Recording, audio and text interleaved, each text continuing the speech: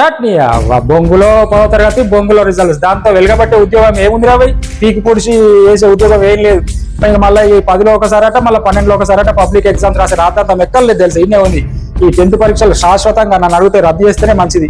ప్రాణం కంటే ఈ కాగితం ముక్కలు ఎక్కువనా తెలుసు కదా. ఈరోజు 10th క్లాస్ రిజల్ట్స్ అట, ఇక రేపంతా చూడాలా, తెల్లారు లేస్తే పేపర్లల్లో టీవీలల్లో ఒకటే రాతాంతం. స్టేట్ ఫస్ట్ ఎవడు, స్కూల్ ఫస్ట్ ఎవడు, పక్కింటి ఎన్ని పాయింట్ వచ్చినాయి, ఇదే ముచ్చట్లు. అయితే ఈ మార్కుల వేటల మన పిల్లల మనసులు ఎంత నలిపేస్తున్నామో ఎవరైనా ఆలోచిస్తున్నారా? పరీక్షలు రద్దు అయితే ఏమవుతుంది? రద్దు చేసేస్తే మంచిది. ఆ 2020లో కరోనా పుణ్యమా అని కేసీఆర్ సర్కార్ పరీక్షలు రద్దు చేసి అందరినీ పాస్ చేసింది. అప్పుడు పాస్ అయిన వాళ్ళంతా ఇప్పుడు ఏమైనా ఖాళీగా ఉన్నారా? చదువుకుంటలేదా? కొంతమంది ఉద్యోగాలు కూడా చేసుకుంటారు. అంటే అదేనేది, ఈ 10th పరీక్షలు అనేవి కేవలం ఒక మెట్టు మాత్రమే తప్పితే జీవితం కాదు. ఒకసారి 10లో ఇంకోసారి ఇంటర్లో ఇలా పబ్లిక్ పరీక్షల పేరుతో పిల్లల్ని ఉక్కిరి బిక్కిరి చేయడం అనేది వాళ్ళలో సృజనాత్మకత చచ్చిపోతుంది. కేవలం బట్టే చదువులు మాత్రమే మిగులుతున్నాయి. తల్లిదండ్రులకు నేను చెప్పే ఒక మాట ఏంటంటే, మీ పిల్లాడికి 10 పాయింట్లు రాకపోయినా పర్వాలేదు, వాడు మీ కళ్ళ ముందు నవ్వుతూ ఉంటే చాలు. పక్కోడు పిల్లోడికి ఎక్కువ వచ్చినాయని మీ పిల్లల్ని తక్కువ చేసి మాట్లాడకండి దయచేసి ప్లీజ్. వాడికి లెక్కలు రాకపోవచ్చు, కానీ మట్టిలో మొక్కలు లాంటి తెలివైతే ఉంటుంది కదా.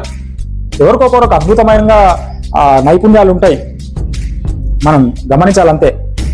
అద్భుతంగా బొమ్మలు గీసే నైపుణ్యం ఉండొచ్చు, లేదా 10 మందిలో మంచిగా మాట్లాడే సంస్కారం ఉండొచ్చు. అదే రేపు వాడిని బతికిస్తాయి.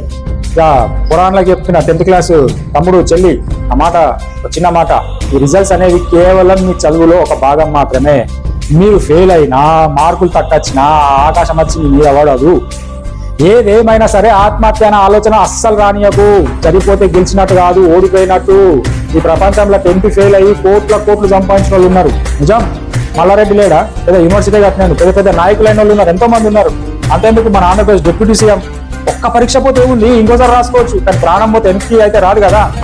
చివరిగా ప్రభుత్వాలు కూడా ఆలోచించాలి. పదే పబ్లిక్ పరీక్షల పేరుతో పిల్లల్ని భయపెట్టే కంటే వాళ్లకు నచ్చిన రంగంలో నైపుణ్యం పెంచే విధంగా విద్యా సంస్థలు రావాలి. ప్రకృతిని ప్రేమించే, మట్టిని గౌరవించే, మనుషుల్ని కలిపే చదువులు కావాలి. కానీ ర్యాంకుల కోసం వేటాడే చదువులు మనకొద్దు. తమ్ముడు చెల్లి, పరీక్ష తప్పితే జీవితం తప్పినట్టు కాదు.